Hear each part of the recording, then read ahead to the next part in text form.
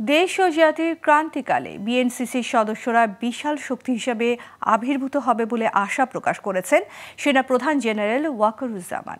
দুপুরে সাভারের বাইপাইলে Bangladesh national cadet কোরের ট্রেনিং একাডেমিতে ভবন উদ্বোধন শেষে তিনি এ আশা ব্যক্ত করেন।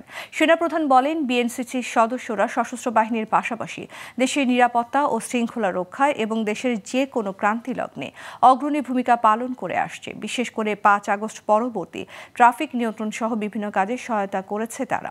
এছাড়া বিগত সময়েও বন্যার্তদের সহযোগিতায় বিএনসিসির সদস্যদের ভূমিকার প্রশংসা করেন সেনাপ্রধান। 5 আগস্টের পরে যে পরিস্থিতি সৃষ্টি হয়েছিল সেখানে তোমরা আমাদেরকে সহায়তার জন্য মাঠে নেমেছিলে।